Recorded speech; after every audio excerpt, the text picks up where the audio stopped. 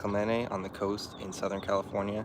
We're going to take a look at the garden. It is 75 degrees out here today in February, so it doesn't really feel like winter, and it looks like we're going to have one cold snap coming up next week with potentially some rain, hopefully.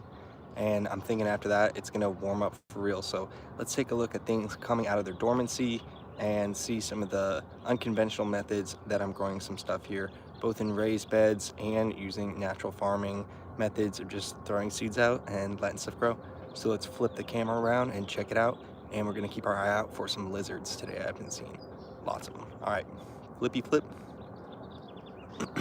So I've got some blackberries right here that I got from a neighbor's place. This is a thorn variety, so I'm gonna get that out on the hill in some gopher wire baskets, and hopefully the thorns are going to help those survive on their own. The mint is starting to come back pretty lush, and you can see some of the brassicas from this winter starting to go into flowering. I normally only let them flower when they're outside of my raised beds because I like to just turn over the raised beds quickly to something else that I could harvest. This is outside the bed. The flowers are great because they attract a lot of pollinators, and they also attract aphids. So it's kind of like a trap plant for the aphids. And having a few aphids in your garden isn't a bad thing, because that means you're going to have aphid predators in your garden as well. So you need to have the food if you want to have the thing that eats the food. It kind of is a no-brainer. I got all my bushes trimmed down to get them ready for some spring growth so they don't fall and topple over. And here is where I'm doing a lot of the wild growing right here. So you can see there's just a mix of different things. A lot of them are edible. I've got parsley down there, I've got dill, and I've got Osaka red mustard. I also have some more brassicas flowering out. If I have too many plants that I can't fit them in my beds, I'll just throw them out in between the herb garden right here. So this allows me to utilize this space a little bit more and keeps the garden full of plants at all different stages of life. You can see some flowers down there, the calendulas. So I really think it's important to have plants at all stages of life in your garden, because you're going to want to attract a lot of different bugs into your garden at the same time. If everything in your garden is just vegging and then flowering at the same time, you won't have the different communities of bugs that you need to have predators to make sure that your crops aren't getting completely decimated by bugs. So I like having this biodiversity on the side. Now let's check it out. I grow some other root crops in these felt pots because potatoes and stuff are pretty easy. Oh yes, that is a broccoli plant down there. After I harvested the head, the side shoots are going out, and I will let them flower, and I'll get the seeds. I like to grow it from seed because then you get a ton of plants. So yeah, in the bags I do a lot of potatoes and root stuff. So I got my onions right here. This is a white wax. It's just a pearl onion. It's gonna be super good. Got more potatoes. I got some onions that my coworker gave me that I'm growing from sets. So those are really big already. Started as a bowl of, oh, what tree? Oh. Thank you, thank you, thank you. Okay, I see. Got some garlics in here that couldn't fit in my garlic bed. And I got some horseradishes coming up. I grew these from a root that I got, obviously, and then they did weird. I tried to harvest them and they were chunks, so I broke them up, and yeah, it seems to be working out. Talking about this thing right here, it's kind of is another brassica, so it's very similar, but this is a bok choy. And the one down here, that's a broccoli looking tree. This is a tatsoi, actually. There we go. I think I'm on to what you were talking about when you catch up. All right. So then root stuff in the felt pots, and then getting to the beds where I've got my actual winter stuff. I'm getting ready to harvest a lot of it, but a lot of it's going to finish for the next month or two before it starts to get warm, and all of the summer stuff is going to start coming in. So I've got some chamomiles in here. I've got some Brussels sprouts, got some more bok choy. I've got some red beets right here that are going to be really nice, and my Mizuna lettuce is coming back. After you cut it, you get a few cuts off of those, so that's really nice. This bed is probably my most impressive lettuce round of all time, so I'm pretty happy with how this came out. I've got some butter crunch head lettuces right here. I've got the cimarron romaine, that's a more purpley romaine lettuce. I've got some beautiful cilantro plants starting to size up over there. And I've got my snowball cauliflowers right here. These are getting some aphids, so I'm gonna have to figure that out. I've got these beautiful peas are gonna start flowering soon, and this is like a sweet pea flower, so it's just gonna be really delicious smelling and fragrant, lots of flowers. Here's another brassica that's really cool. We got the arugula flowering. I honestly feel like the arugula flowers look like little flies. Like they look like they have little bug wings. I don't know. But there you go. So I'll get lots of seeds from those or more volunteer arugula plants. You can see actually, if you're still here, these look like little broccolis too. More brassica family stuff always looks like broccolis. Coriander. Coriander is another word for cilantro. That's what you guys call it most around the world. Here in the States, mostly people will refer just to the seeds as coriander, and they'll call the leaf part cilantro. But yeah, same thing, coriander. Here I got some of my pepper plants starting to bounce back from the winter. So stoked on that. This is a Sugar Rush peach. That's a datil, real spicy. And then I've got some poppies that are, gonna be really bread seed poppies, so you can eat the seeds out of them. Super good. And a volunteer tomato plant that I transplanted out there. I had a massive tomato that was like all over this area last year, so hopefully we'll get another one of those. We can also see the boysenberry is starting to come back. So these die back every year, so it looks all ugly and fugly right now, but it's going to start coming back with tons of new leaves, and I got a decent amount of berries off of it last year, so hopefully we're going to get even more berries off of it this year. Here's another brassica. I think that's another tatsoi right there. They make some crazy root balls. It's actually really good for tilling your soil up, or breaking up your soil if you have compacted soil. All right, let's keep on moving.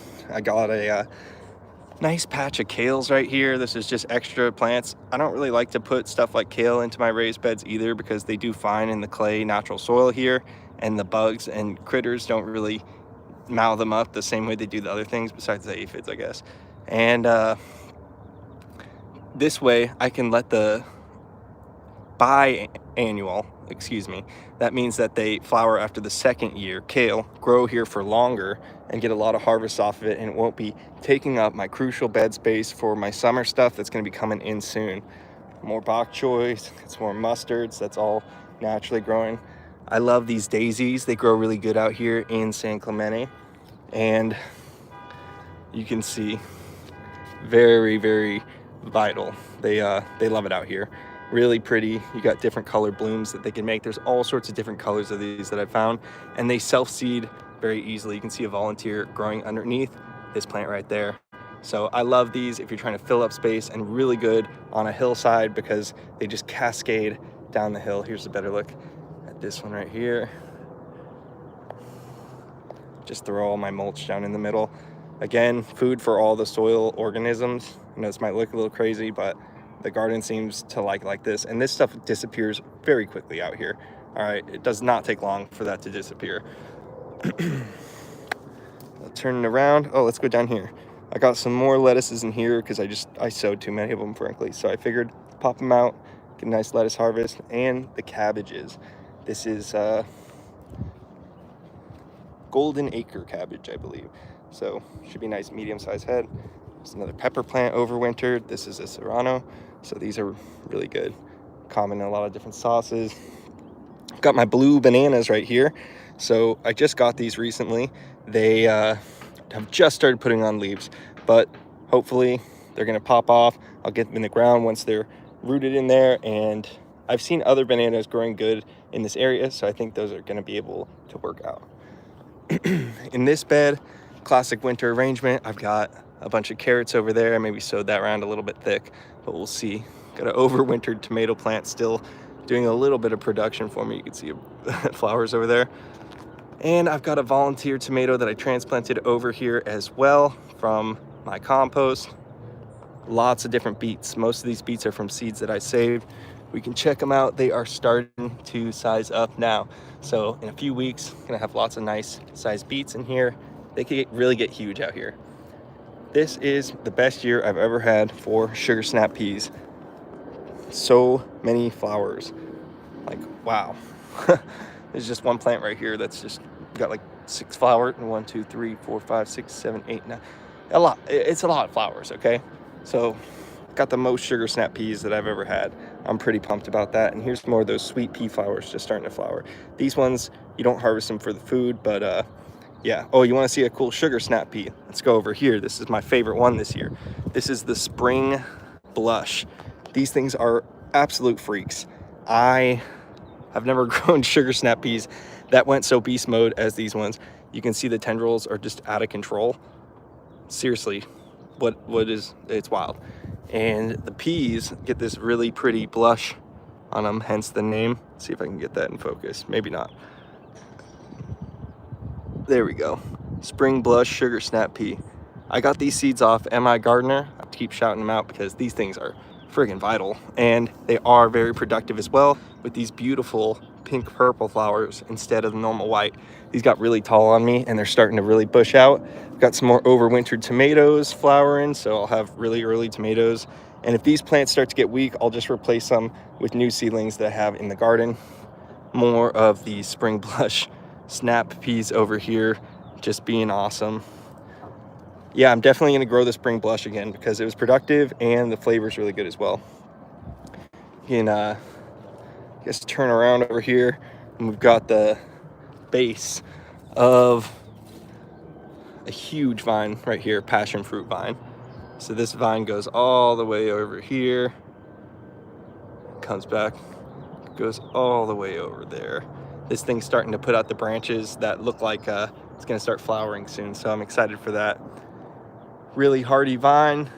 Planted it when it's just a foot long, and now it is huge. So hopefully I'm gonna get a good harvest off that. Got some mullein down here. Again, I like to just let flowering stuff anywhere that I can just have a path and walk through, basically. I'm fine. As long as I just want as many plants growing as possible, so that I'm always adding to the soil, always getting more biomass so that I can keep doing regenerative practices here. This is an evening primrose. This grows native here, so I like to let some of that stuff just pop up and do its thing. I've also got some yarrow, and I was having a problem with something eating this, but we'll see. We'll see if it's gonna be able to flower this year. If not, I know a huge field of yarrow in town that I can go and harvest from. Got some succulents on the perimeter, some aloes. Woo! This is a type of sage. Just a pretty purple flower. Forget what variety this is. I should figure it out. All right, then I've got more potatoes, ginger, and turmeric over here that hasn't popped out yet.